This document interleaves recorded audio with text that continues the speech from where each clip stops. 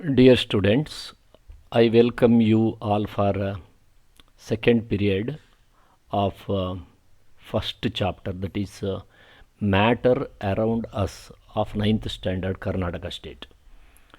In the first chapter we have so far studied the different properties of solids, liquids and gases.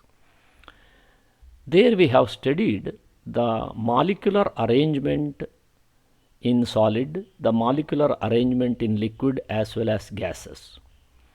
We have studied so far the particles are arranged closely in the solid and they are loosely arranged in the liquid and they are apart from each other.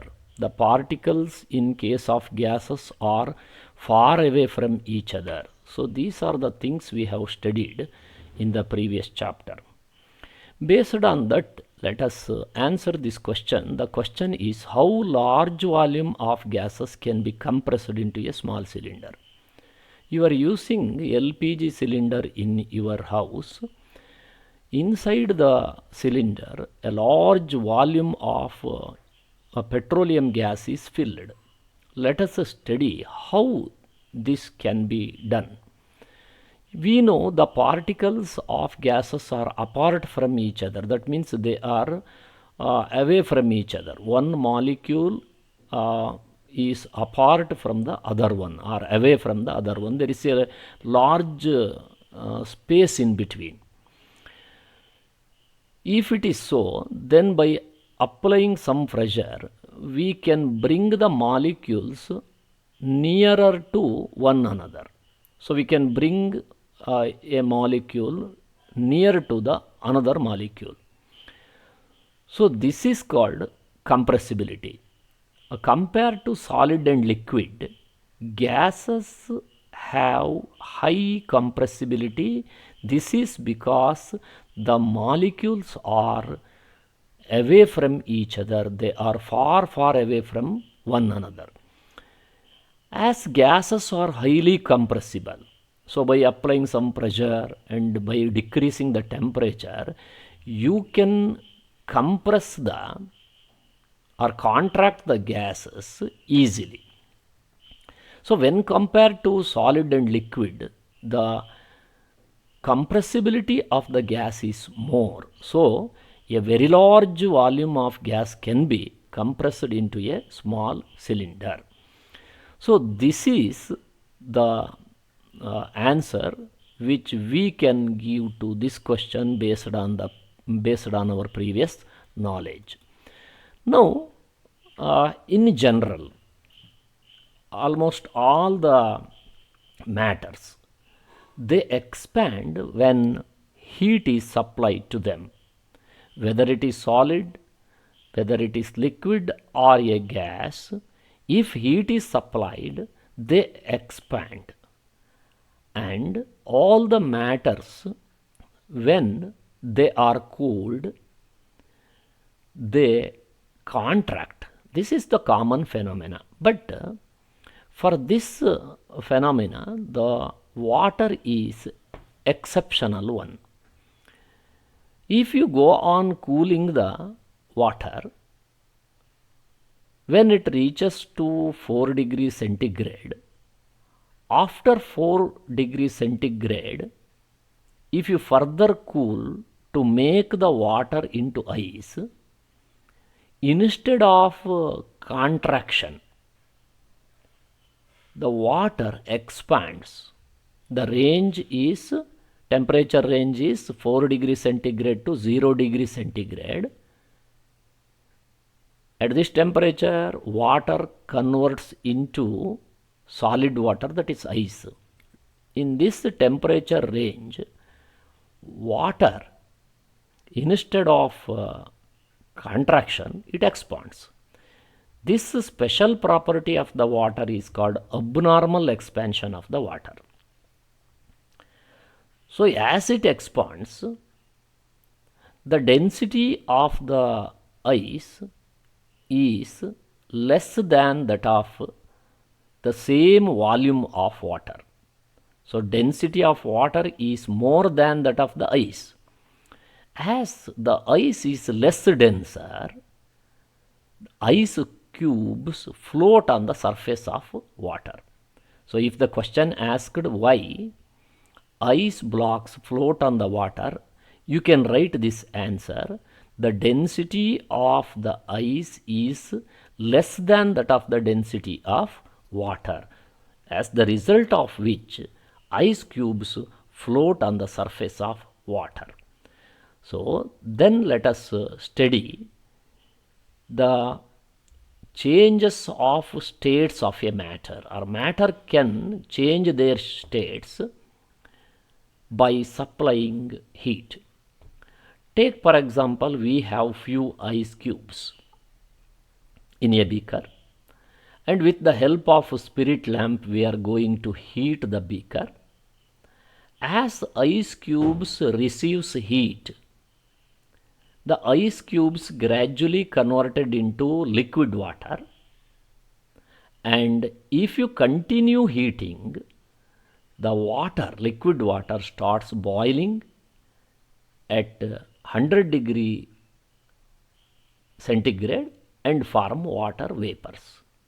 So in this experiment we can see all the three states of water. First, water was in the state of solid, that is ice. When we heat it, it is changed into liquid water. So water acquire liquid state, and later water acquire water vapor or gaseous state. So here we can change solid into liquid by using heat, or we can change liquid into gas by using heat. So based on this, let us study some more concept. So here in a solid particles, as we know, in solid matters, the particles are very closely packed. They are held together with a great force of attraction, so solids are generally hard. So these things we have studied. Then what happens when we supply heat to solid? Why the solid materials melt by supplying heat? The phenomena or the process that is taking place in this change will be discussed now. See, dear students, when solid is heated, the particles that are present in the solid receives heat energy. They start vibrating on their mean position because they have received the energy. So there is no what you call the sufficient space in between the particles. They just vibrate on their mean position. They cannot move because the particles are closely packed in the solid. When the energy supplied by heat is more than the force of attraction that is present in between the particles leave their mean position. They start moving freely. So when the particles which are closely packed in the solid starts moving, we say the solid is now converted into liquid. So the process, what is the process? The process in which solid is converted into liquid, that is called melting of solid. So then you know what is melting now. Now let us study what is melting point. Melting point is nothing but it is the temperature at which a solid melts into liquid. This is the temperature at which solid matter is changed into liquid. That temperature is called melting point. So melting point of different substances is different. So when a solid melts, we have supplied heat to a solid, so solid starts melting. If you measure the temperature of the system, for example, we have ice cubes in a beaker, we have placed a thermometer into the beaker, we are recording the temperature of the ice blocks. If you supply heat, the ice cubes starts melting, but there is no change in the temperature. This is because all the heat which is supplied to the system is used to change the state of matter, that is from solid state to liquid state, but the heat is not used to raise the temperature. So that heat is called latent heat of the substance. Latent means word meaning which cannot be expressed. Here, though heat is supplied, the heat which is supplied is not expressed. It is not expressed in the form of temperature. So though we have supplied heat, the temperature remain constant in this experiment. So that is called latent heat of a substance. The latent heat of a substance is constant for definite substance. Then this is, in another word, the melting can also be called fusion. It is also called fusion. So what is fusion? The answer is same if the question is asked what is melting or what is fusion. Both the questions are same. So answer is like that.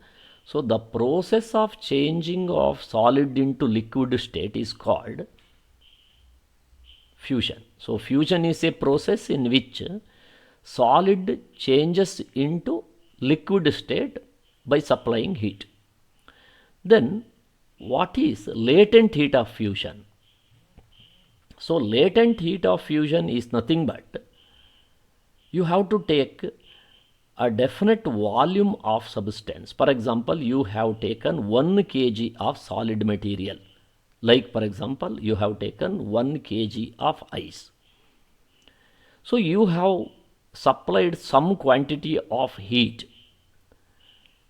So 1 kg of water changes into liquid state, that is water. But the temperature is not changed here. If so, the amount of heat what is supplied to the system is called latent heat of fusion. So latent heat of a substance can be defined as the quantity of heat required to change 1 kg of solid substances from solid state to liquid state without increasing the temperature. Then that is called latent heat of fusion. Then what is boiling? So what is boiling? Boiling means it is a process in which the liquid changes into gaseous state. That process is called boiling. Generally boiling is used for liquid because only liquid boils. So when we heat water, the particles of water starts moving with a great speed because in water the particles are loosely packed. So there is some space in between the particles. So they have a chance of moving here and there in water, in liquid state. But when the heat is supplied to such a liquid, the particle receives some more heat energy. So they start moving in greater speed. When temperature reaches to certain level, the particles escape, or it is enough to break the force of attraction between the particles of the water. At that temperature, the liquid starts evaporating, or they change from the state of liquid to the state of gaseous state. So this temperature is called boiling point. So while the liquid is boiling, what happens? The particles already they have the force of attraction. So with the help of this attraction force, they held together. So the temperature, the heat what is supplied makes the particles to move apart, move away from each other, because the heat energy is more than the force of attraction between the particles. So when it is so, the particles start moving away from each other. So this is boiling. This process is called boiling. Let us study what is boiling point. So boiling point is the temperature at which a liquid start boiling. That is called, the temperature is called boiling point. So boiling point is the temperature at which the liquid starts boiling, because we know what is boiling. So boiling point of water, as you know, it is 100 degrees Celsius.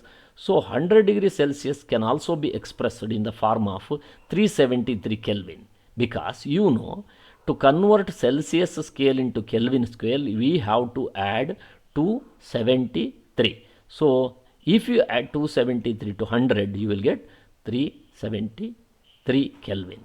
So at that temperature, the water boils. Then let us study the latent heat of evaporation. Evaporation is nothing but change of substance, liquid substance, from liquid state to gaseous state.